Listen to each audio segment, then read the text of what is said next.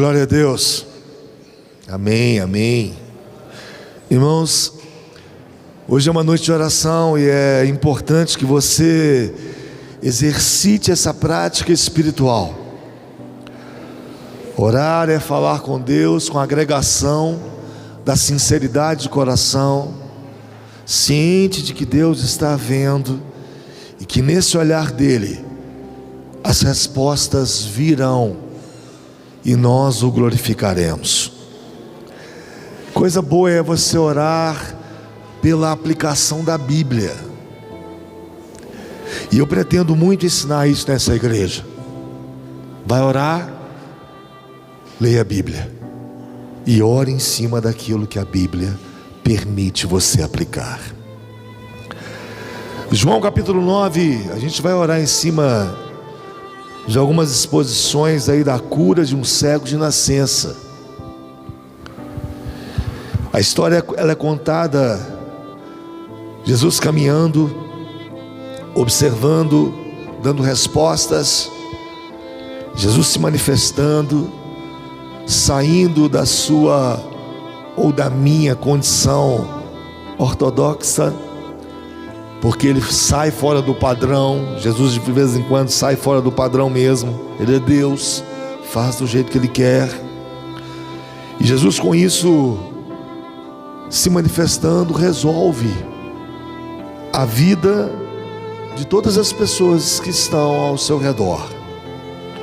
Então vá comigo no texto, João capítulo 9, e vamos aí fazermos algumas orações pela condição prática que a Bíblia nos permite aplicar em nossas vidas. João 9 diz assim: caminhando Jesus viu um homem cego de nascença, e os seus discípulos perguntaram: mestre, quem pecou, este ou seus pais, para que nascesse cego? Jesus, como sempre, tem a resposta. Jesus respondeu: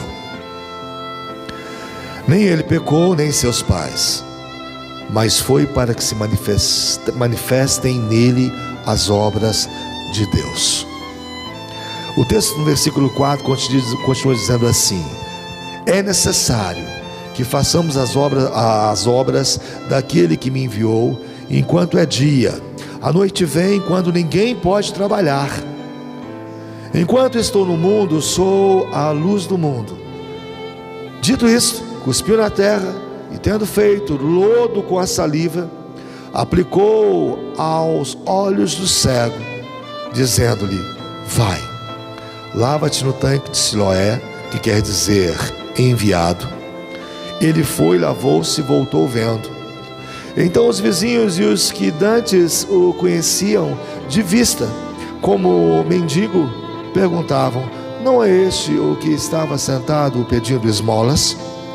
Uns diziam: é ele. Outros: não, mas se parece com ele. Ele mesmo, porém, dizia: sou eu. Perguntaram-lhe, pois: como te foram abertos os olhos? Respondeu ele: o homem chamado Jesus fez lodo, untou-me os olhos e disse-me: vai ao tanque de Siloé e lava-te. Então fui, lavei-me e estou vendo. Disseram-lhe, pois: onde está ele? Respondeu: não sei. Essa deve ser, por mim e por você, nessa noite, uma busca por uma interpretação que me dê motivos para que eu possa orar, falar com Deus. E a primeira motivação que eu tenho no texto, apresentada dentre outras, está no primeiro versículo, que diz, e como é importante: viu, Deus vê. Essa ideia, irmãos, pode parecer banal, mas não é. Muita gente está perdendo a consciência de que Deus vê, de que Deus enxerga. E nós precisamos restaurarmos isso, nós precisamos retificarmos isso na nossa vida, porque quando você tem a consciência que Deus vê, o seu comportamento é diferente, a sua maneira de enxergar é diferente. Então a gente precisa orar: Deus, deixa eu perceber que o Senhor está me vendo. Para Deus, irmãos, ver é a condição de Deus captar você como um todo, naturalmente. Saber como se trata, do que se trata, o porquê que está acontecendo com você, da forma, da maneira como está acontecendo. E quando você tem essa consciência de que Deus vê dessa maneira, que Deus conhece as causas, isso tudo faz com que você tenha um posicionamento diferente. Aí no texto diz que Deus viu esse cego de nascença. O que significa isso? Significa que Deus o viu nascer.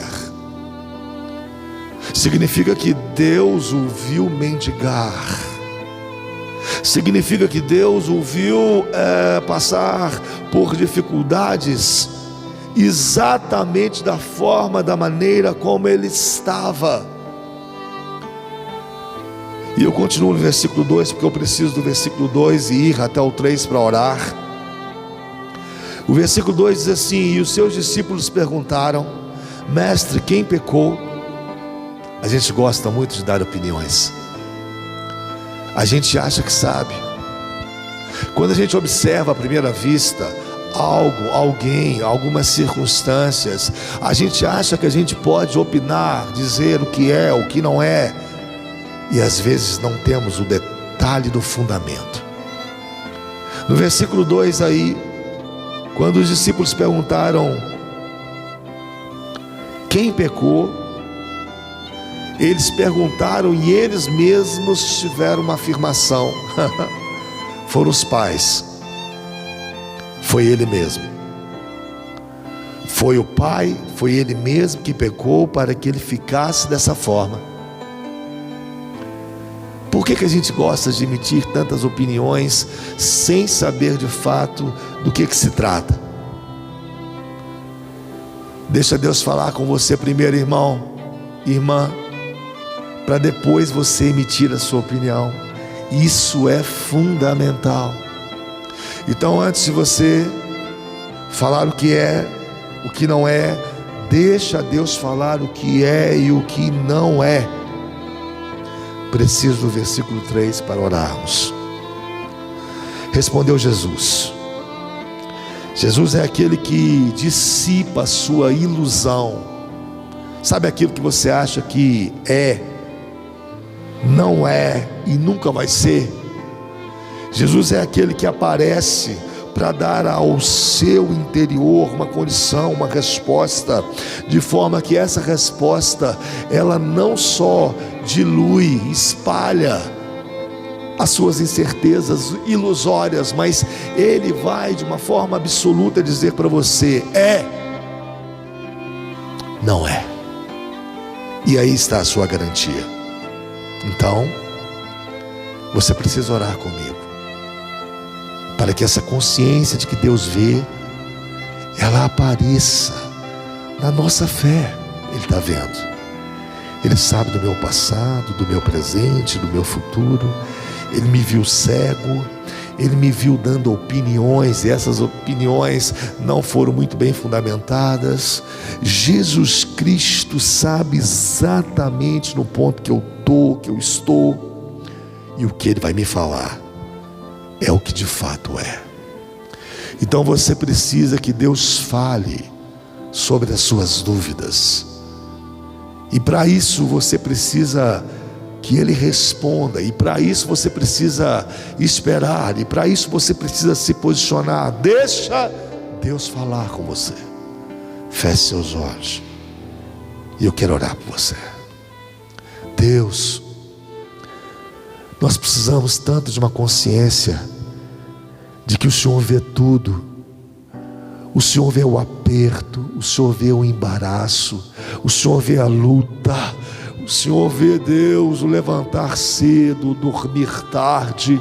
O Senhor vê, ó Pai, quando a gente não sabe o que fazer. E o Senhor também vê quando a gente quer opinar, mas a nossa opinião não é ela que prevalece. Deus, a Bíblia diz aqui em João 9, que o Senhor viu um cego de nascença. Como é que o Senhor sabia que ele era um cego de nascença? O Senhor é Deus. Antes do cego, o Senhor sabia que ele ia nascer cego.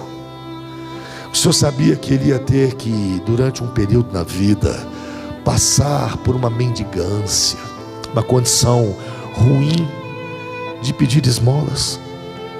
Deus, o Senhor viu tudo isso. Também o Senhor viu, ó Pai, essa interpretação das pessoas, dizendo para esse cego: ele pecou, é por isso que está assim. Mas não era opinião popular. O Senhor ouviu, ó Deus, pessoas dizerem para esse cego: o pai dele pecou, por isso ele está assim. Também não era uma opinião popular. Tudo, ó Pai, relacionado a uma inverdade, a mentira se desfaz quando o Senhor chega com a Tua Palavra. A Tua Palavra, ela é a verdade. Por isso, Deus, nos ajude ao apego da Tua Palavra, à espera da Tua Palavra. Gente aqui, ó Deus, está achando que está tudo perdido. Tem gente aqui, Deus, olhando para a circunstância e achando que pode deixar a circunstância do jeito que está, que não há, ó Pai, o que fazer.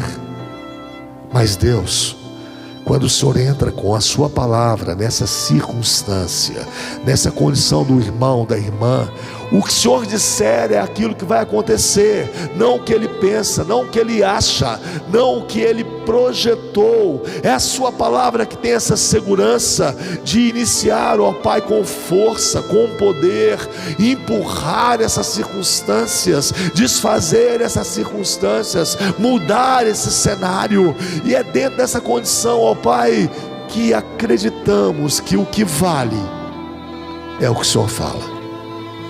É por isso, Deus, que é importante o Senhor falar. Se o Senhor não falar, a gente fica desnorteado. Se o Senhor não abrir a boca e dizer para onde ir, a gente não sabe o que fazer. A gente só tenta. Mas Deus, tenha misericórdia da Sua igreja, de nós. Fala, porque na Sua fala a ilusão acaba.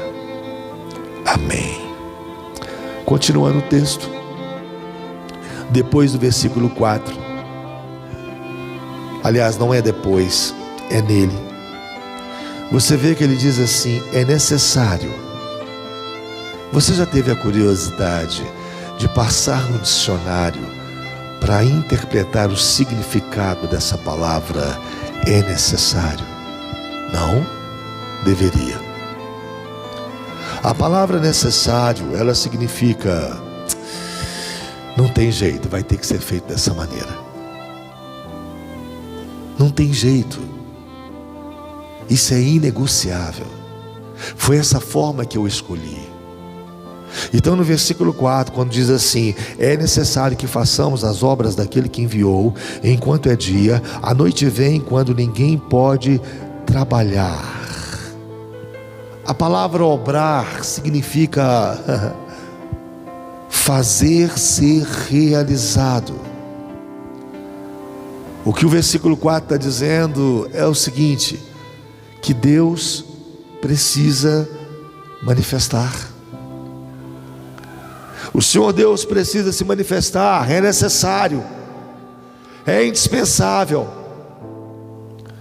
Jesus no versículo 4 está nos dizendo que a manifestação de Deus, ela é tão necessária, é algo realmente tão importante, não pode ser evitado, de forma que só muda se Ele se manifestar, só muda se Ele falar. Então vale a pena você dar uma parada, para você buscar essa fala, ou buscar essa manifestação. A ideia da necessidade é a ideia de Deus realizar, fazer, fabricar, de forma que não quero ter outra opção. E é exatamente isso que o texto está dizendo. Era necessário que aquele cego fosse cego, por mais absurdo que seja na sua interpretação. É necessário que você passe alguns apertinhos ou apertões. É necessário que você às vezes não compreenda certas coisas. É necessário que você às vezes diminua o passo, se canse, tenha que se assentar. É necessário. Então a gente vai aprendendo a partir do versículo 5, porque daqui a pouco vamos orar de novo. Porque o versículo 5 diz assim: enquanto estou no mundo, sou a luz do mundo. Essa é a ideia de que Cristo é apresentado para tirar as dúvidas, e dentro dessa apresentação fazer você entender que Ele, como luz do mundo, é Ele que dá a permissão para que certas coisas sejam necessárias.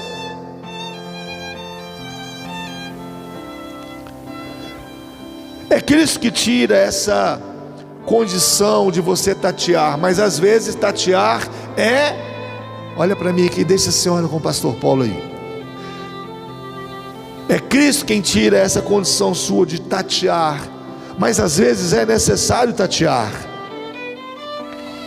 Vou orar a partir do versículo 6 de novo, e diz assim: dito isso, cuspiu na terra, e tendo feito lodo com a saliva, aplicou aos olhos do cego. Deus e os seus métodos esquisitos. Deus, e eu digo isso com total reverência, e a maneira não ortodoxa de praticar aquilo que Ele quer, nos dando a consciência de que eu não faria desse jeito,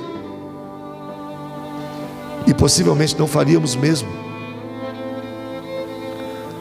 Se Deus Ele tem esses métodos resgatadores, esquisitos, a maneira como Ele vai fazer para atingir seus objetivos, geralmente elas não são esperadas por nós. A Bíblia é recheada de informações a este respeito, nós é que não prestamos atenção.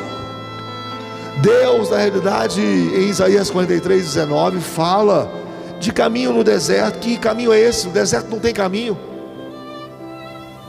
Deus fala de rios em lugares ermos, em sequidões.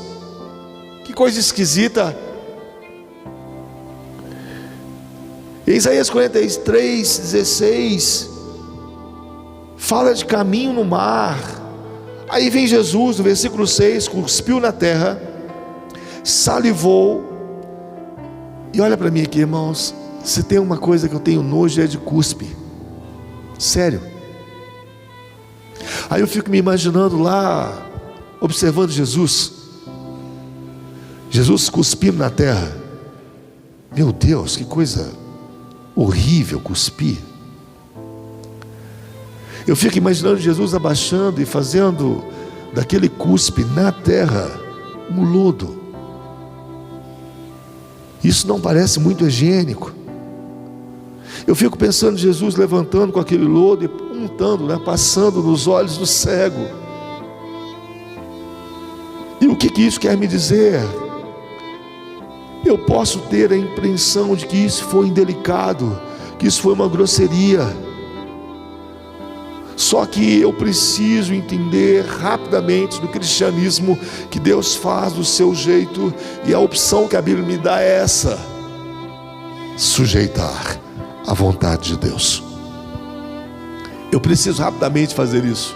Deus, para dar certo, eu preciso me sujeitar à sua vontade. Outra informação que a Bíblia me dá rapidamente, e eu preciso entender no cristianismo e ir de encontro a isso, é a respeito da humilhação. A Bíblia não diz que os humilhados serão exaltados. Para com isso, cuidado. Você pode estar sendo humilhado e vai ser mais humilhado, só humilhado. A Bíblia diz que aquele que se humilha, e a ideia de se humilhar é de se humilhar na presença de Deus. Sou eu, e o Evangelho me convida a isso. Então eu vou para o versículo 7 para orar, para a gente fazer outra oração, e a gente precisa muito disso, dizendo-lhe: vai, lava-te no tanque de Siloé, que quer dizer enviado. Ele foi, lavou-se e voltou vendo. Você vai imaginar que Deus tem vários processos com você. Deus está numa caminhada com você, como o texto pode nos apresentar. Primeiro eu te vejo, sei a causa disso, fique tranquilo, tranquila.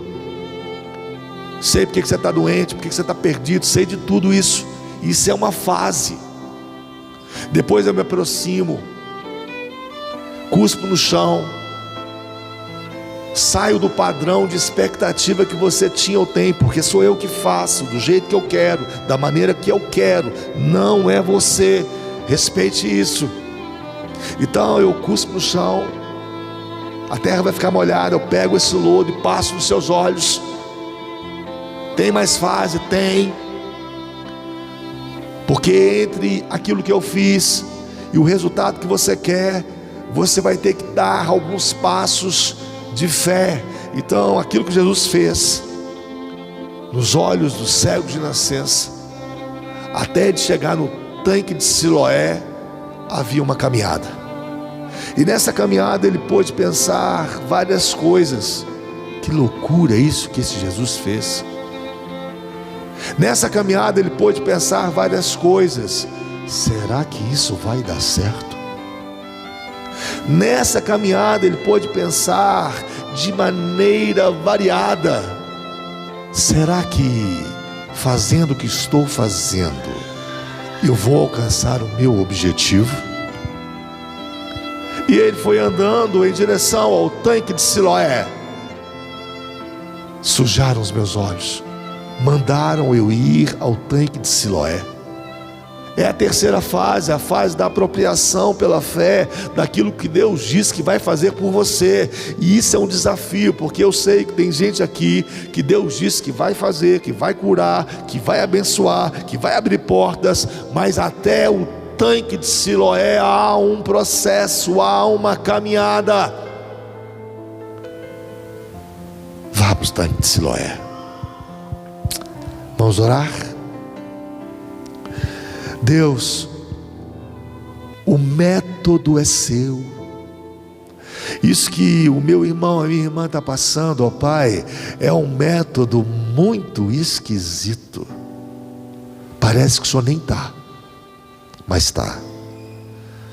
Tá porque o Senhor não abandona, tá porque o Senhor não deixa a pessoa sozinha, ainda que ela pense isso, ainda que ela imagine isso, ainda que ela esperneie e queira resolver com a força do seu braço, ainda que ela tente articular um posicionamento humano, ainda que ela exija de alguém, de si mesmo, um novo procedimento. Deus, o Senhor tem os seus caminhos e sabe exatamente o que está fazendo.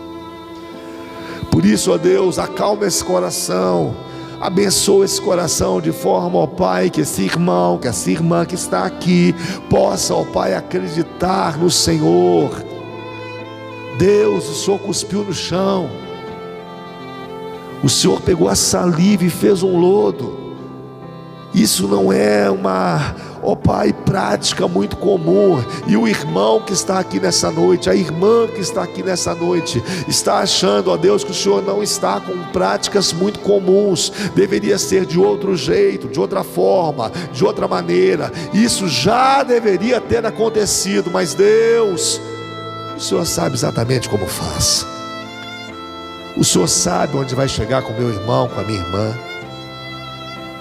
O cego sofreu, estava sofrendo. Pai, que caminhada torturosa é essa? uma caminhada que realmente é aflitiva.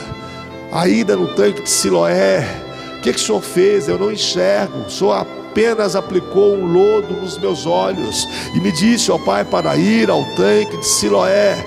Até chegar lá eu tenho algumas perguntas. Isso vai dar certo?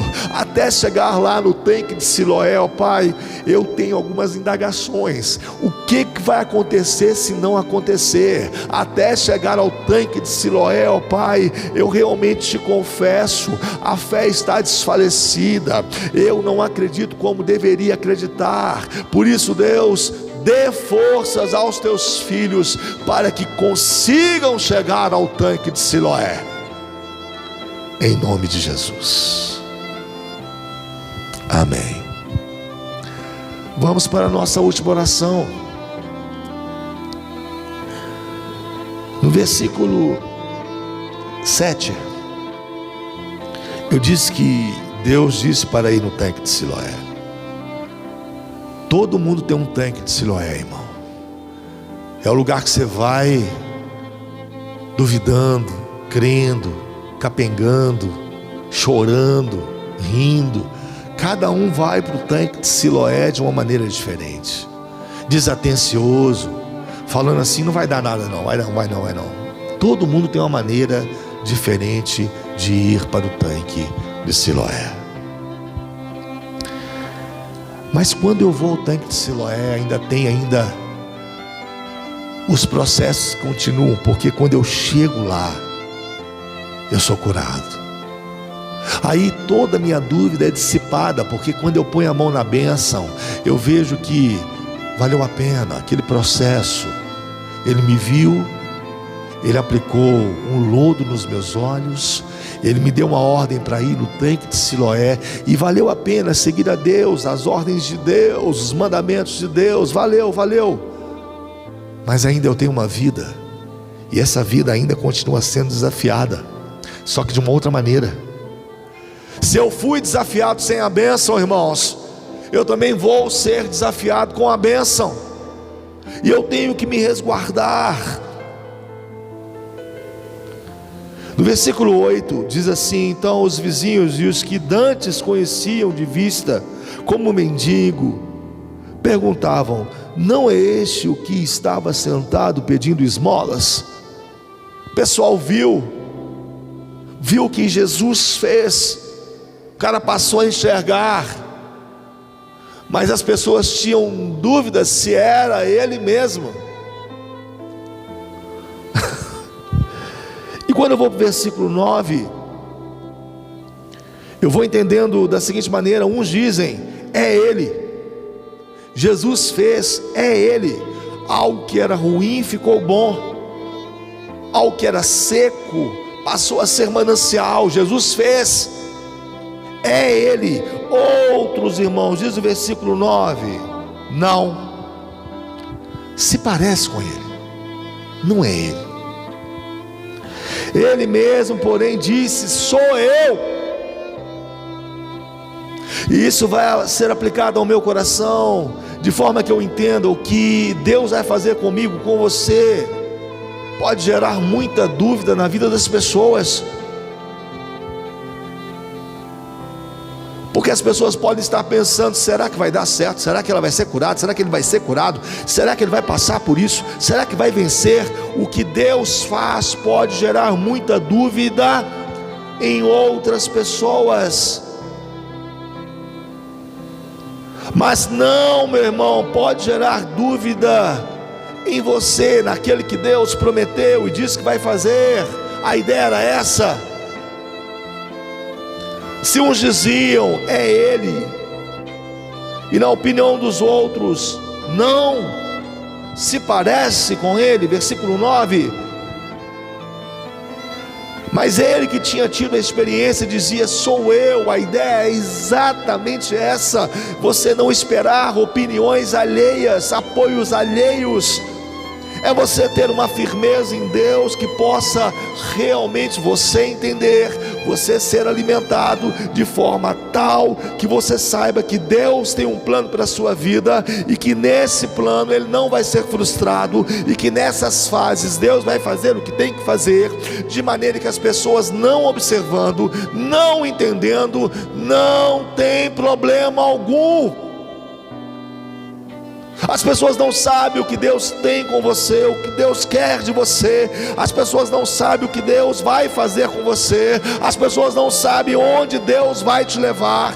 E quem pode saber isso é só você. Por isso que ele disse: sou eu. Guarde isso, irmãos, irmãs. As pessoas olham para você e dizem: está indo de mal a pior, olhe lá aquela condição. Eu estava em um dos meus aconselhamentos, dos meus antigos e costumeiros aconselhamentos, e eu fiquei surpreso, porque não só não somente 2 ou 3 pessoas, mas várias pessoas comentando e fazendo comentários em relação a outras pessoas, fazem comentários como se esse comentário fosse o fim. E aí um dia, uma irmã, observando o casamento de uma outra pessoa, chegou para mim e disse assim: mas isso já estava escrito, fadado ao fracasso. Eu dei um pulo: irmã, você não é Deus, você não pode falar como Deus, você não pode sentenciar como Deus, você não é juíza. Deixa Deus bater o martelo, porque Deus pode fazer uma reviravolta. Deus pode fazer o que Ele quiser e mudar tudo. Então aquilo que você visualiza como fracasso, aquilo que você vê como algo realmente fracassado e que vai dar errado, não bata o martelo, deixe Deus fazer o que Ele tem para fazer. E a gente tem que entender isso. E aí, irmãos, as pessoas que não entenderam vão te perguntar. As pessoas que viram uma situação e Deus mudou essa situação vão te questionar, como diz o texto: o que aconteceu? Como que Deus fez isso? E quando eu vou para o versículo 11, meu horário ali limitou. Respondeu ele: o homem chamado Jesus fez um lodo, pegou esse lodo, fez esse lodo, irmãos, com um cuspe, saiu do meu padrão, untou os meus olhos e disse-me: vai ao tanque de Siloé. Então me viu, aplicou um lodo nos meus olhos e me disse para ir ao tanque de Siloé. Todo esse processo aconteceu, e é possível que você tenha que dar explicações para as pessoas em relação àquilo que Deus fez. E essa explicação, irmãos, tem que glorificar, exaltar e bendizer o nome do Senhor. Então se prepare para isso, se prepare para glorificar a Deus, se prepare para honrar Deus por aquilo que Ele vai fazer, se prepare para realmente dar a Deus a honra, a glória e o louvor. E esse homem explica isso. Jesus fez isso, irmãos. Mas o que é isso? A ideia é essa. E quando eu vou finalizando aqui a nossa última oração, olhe para mim, irmãos, Deus é abençoador. Esse homem aqui desse texto, ele foi abençoado, era um cego de nascença. E essa cegueira de nascença, as opiniões alheias dizendo: está cego por isso, por aquilo, está doente por isso, por aquilo, está brigado com o marido, com o filho, por isso, por aquilo, aconteceu. Pare, meu irmão. Jesus entra no meio da história e fala: só não é nada disso. Esse cego é de nascença para a honra, para a glória e para louvor de Deus. Então o seu problema também deve ser, eu imagino, para a honra, para a glória e para o louvor de Deus. Porque Deus consegue fazer isso, irmãos. Porque como que Deus consegue pegar um cego de nascença e conduzir esse cego até a maioridade, e em determinado momento se apresentar a ele e dizer: olha, você foi cego para que eu glorificasse o Pai. Se Deus faz isso com o cego de nascença, e vai conduzindo o cego, e vai conservando a vida do cego, e vai preservando uma série de coisas relacionadas à vida do cego, imagine você que está com esse problema aí. Isso faz parte do plano de Deus, para Deus usar, para te melhorar, para te curar, para te ajudar, para fazer o que Ele tem que fazer, para glorificar, exaltar e bendizer o seu nome. Aí, no versículo 12, a gente tem que tomar um cuidado, irmão, porque o maior problema que a gente acha é que a gente está sem a bênção, não é? O maior problema das pessoas é acharem que estão sem a bênção. Não é. O problema é depois da bênção. Por quê, pastor? Porque depois da bênção a gente pode perfeitamente perder o foco. A bênção, irmão, ela é deslumbrante. A bênção, irmãos, ela nos enche os olhos. Quando nasce Isaac na Bíblia, Abraão, ele ficou realmente assim, deslumbrado. Meu filho, meu filho, meu filho. Deus pede o filho. Vá comigo no versículo 12 para a gente orar. Disseram a ele assim: pois onde está ele? Quer dizer, onde está aquele que te deu a bênção? Onde está aquele que te tirou de uma cegueira de nascença? Onde está aquele que fora dos meios ortodoxos unta, põe a saliva na terra, põe o lodo nos seus olhos e te manda ir ao tanque de Siloé? Onde está? Sabe o que a Bíblia vai dizer? Escuta aí. Respondeu: não sei. Então não pode. Venha pegar sua bênção, tenha sua bênção, mas não pode perder Deus de vista. Não sei. Onde que Ele está? Onde está aquele que resolveu o problema da minha vida? Onde está aquele que me protegeu? Onde que está aquele que, diante de uma dificuldade muito grande, uma aflição muito grande, diante de uma situação perigosa, embaraçosa, me deu solução? Onde está? Eu tenho que saber achá-lo. Eu não posso perdê-lo. Então se prepare para isso.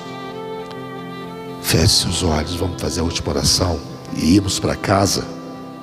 Amém? Senhor Deus, obrigado, porque esse texto me consegue levar a situações práticas.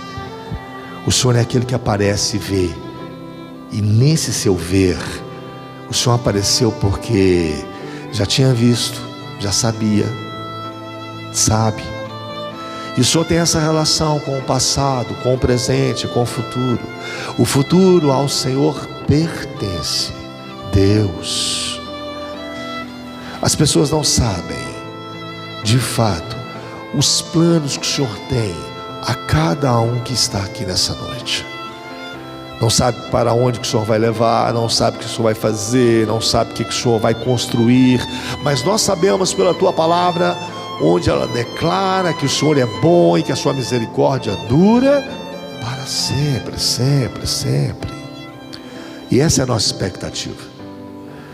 Agora, dar explicações ao mundo, ó Pai, nos ajude a dar uma explicação de que há um Deus no nosso meio, há um Deus na Bíblia, que fala às pessoas, que chama as pessoas, que cura as pessoas, que consegue preservar as pessoas em meio às dificuldades. Nos ajude com esse testemunho, um Deus que salva, um Deus que realmente se coloca como escudo, como uma fortaleza, um Deus que se apresenta diferentemente, ó Pai, de qualquer outro tipo de opinião que não tem segurança. Um Deus que tudo que disser é exatamente tudo que vai acontecer. Nos ajude nesse testemunho, Senhor. Quando a bênção chegar, Da mesma maneira como pedimos misericórdia para o Senhor resolver os nossos problemas, nós queremos te pedir em nome de Jesus, misericórdia, para a gente não perder o Senhor no meio da bênção, depois da bênção, para a gente não perder o Senhor e responder dessa maneira como esse cego que foi curado respondeu: cadê Jesus? Não sei, não, Pai. Nos ajude a sabermos onde Tu estás. Tu estás na palavra, Tu estás no céu, Tu estás, ó Deus, nas respostas às quais nós precisamos, feitas em nome de Jesus, as orações que assim fazemos. Deus, nos ajude a termos um ponto onde a gente possa Te encontrar. O Senhor está na igreja, o Senhor está em vários locais que de fato podemos Te achar. Nos ajude, ó Pai, a não Te perdermos de vista, mesmo depois quando a bênção chegar, porque essa é a nossa segurança. Se o Senhor sabe que muita gente aqui vai perder o Senhor de vista, e é por causa disso que o Senhor está protelando, trabalhando, Deus, ajuda o Teu povo até essa maturidade.